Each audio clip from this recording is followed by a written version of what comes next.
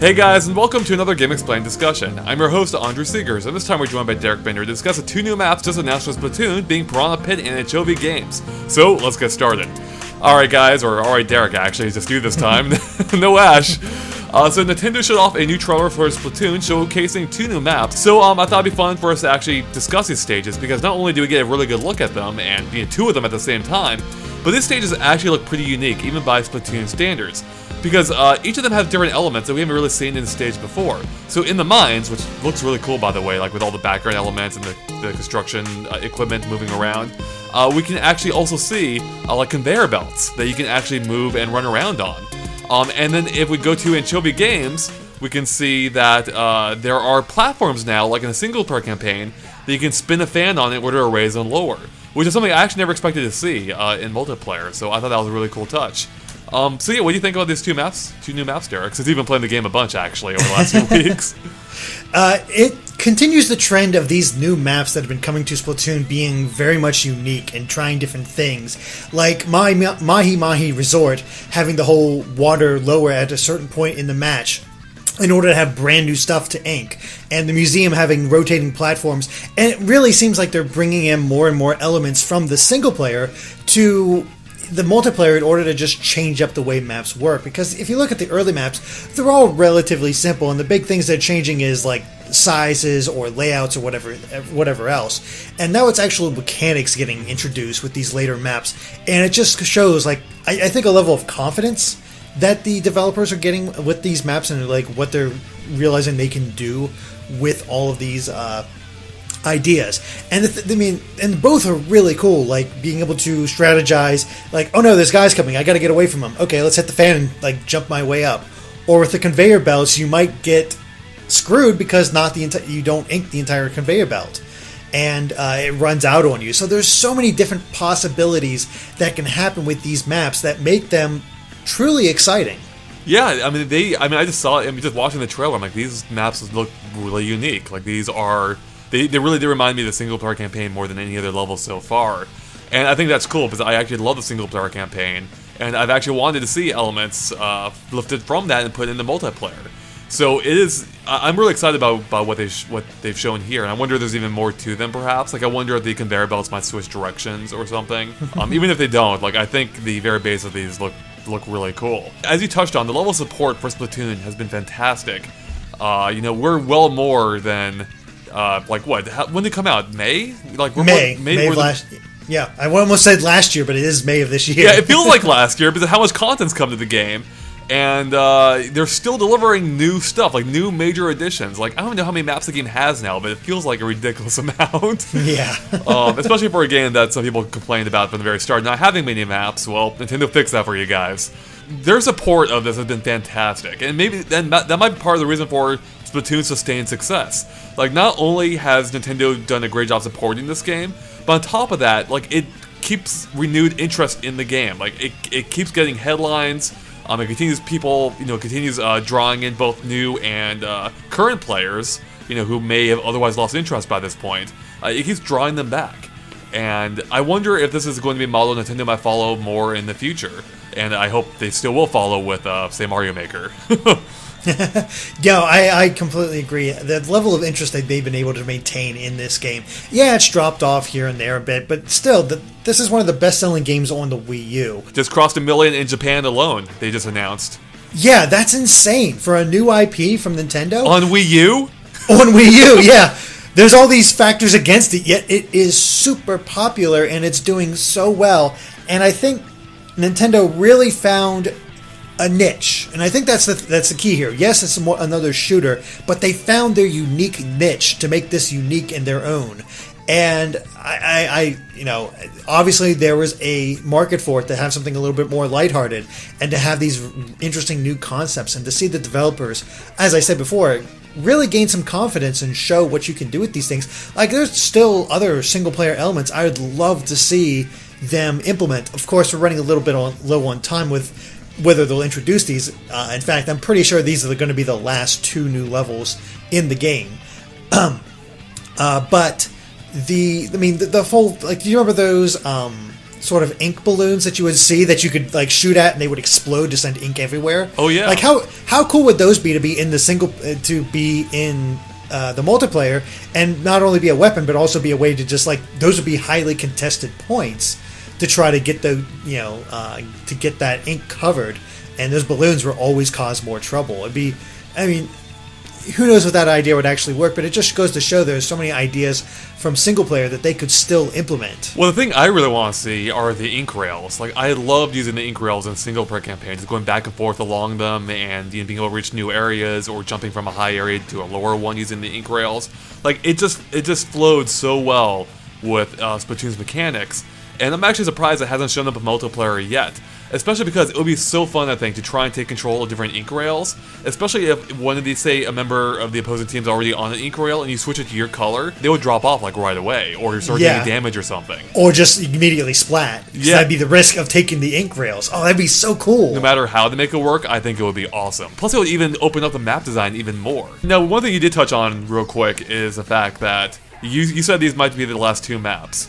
And Nintendo did say recently in a Game Informer interview that their current plans for the free DLC is only up until January. So do you think that truly is the end? Do you think we're not going to get anything more beyond next month? I guess probably near the end of the month, I would guess, is when they're going to cut it off. It does seem to be the case, because they said they're going to stop in January, and it's never stopped. There's never been a point where Splatoon has stopped updating. So it kind of makes sense that they were like, okay, this is enough. But the crazy part of that interview with Game Informer is that they said they're going to not pursue any paid DLC, or that's not in the plans yet. That's insane to me. You think so? that? Yeah, a little bit, because you would think after all this free content, I was like, okay, here's the base game, here's everything you get because it's all free. Now we can introduce some paid content where we get these crazier levels or other content or whatever might be involved. And the fact that they're not pursuing that shows, I'm not quite sure I'm not exactly sure what it shows, unless they're just going to renew their focus on potentially Splatoon 2 and not worry about getting paid DLC, and maybe keep that for the next Splatoon game.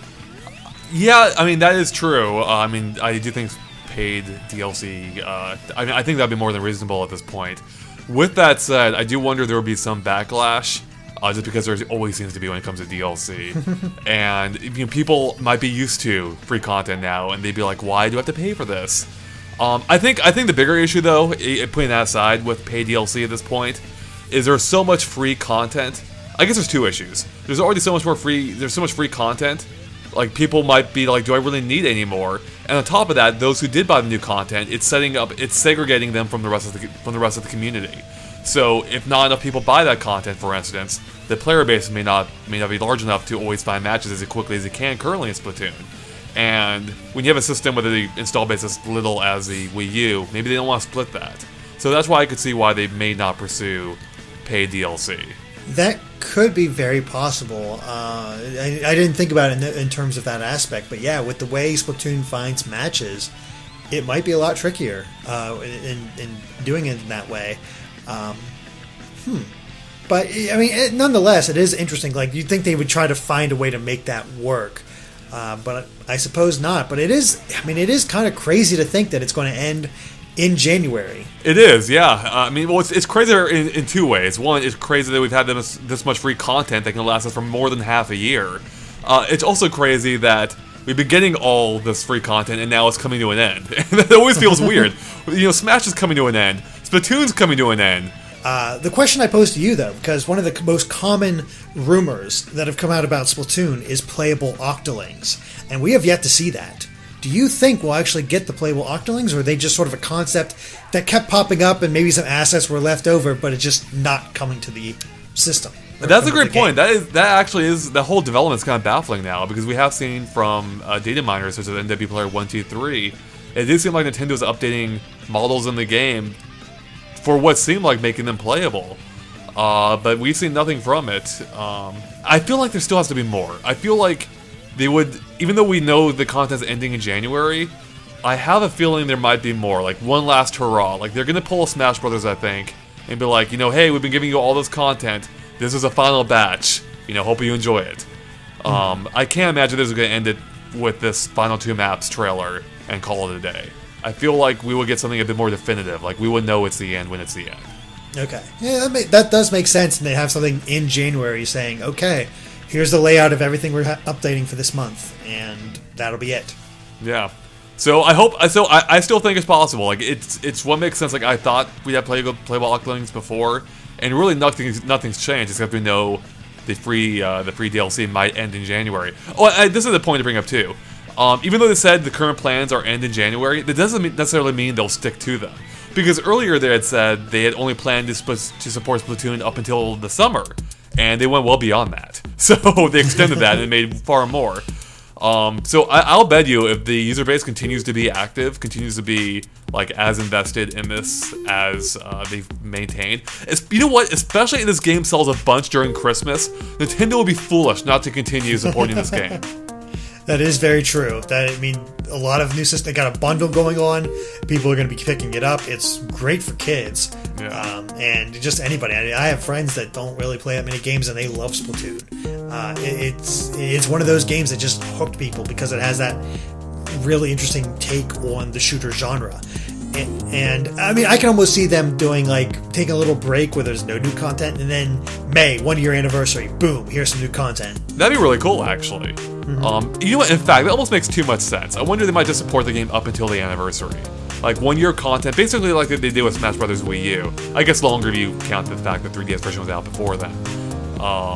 So I don't know. I feel like that makes sense to keep supporting it beyond what they've officially announced. Or at the very least, keep that lull in where there's nothing between January and May, and then May, here's the final thing, or here's a surprise thing. It's definitely possible. I mean, that would still be cool too if they did it that way. However, they end up doing it. But I don't know. I'm kind of leaning toward now them just continuing support, especially with the Christmas season. It seems like such an odd time to stop making content for what is still a somewhat new game. There were definitely a new IP. I guess we'll see. I mean, I definitely don't think this is the last we'll see of any kind of Splatoon trailers. I think you're right in the fact that we're going to at least get one more.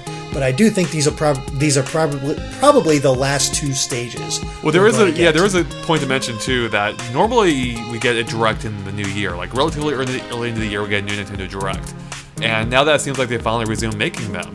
That could be where they announce Splatoon's like last hurrah, maybe. It would make sense, yeah. Yeah. Well, I hope so. Yeah, but getting back to the overall discussion, I think these new maps look cool. I'm excited to play them. If I get time to. I mean, I'll be the one showing them off. Yes. Yeah, exactly. But I am looking forward to playing them as well, and showing those off as we typically do. And of course, new Splatfest, Naughty vs. Nice this weekend. All right. Well, I think that wraps up for us here. So thanks, guys, for watching. If you liked our discussion, make sure to like and follow us on Facebook and Twitter at GameXplain. You can find links to them in the description below, which is a good way to keep updated on everything we post. And of course, keep an eye on GameXplain for more on Splatoon and other things gaming as well. Thanks for watching, guys. Bye.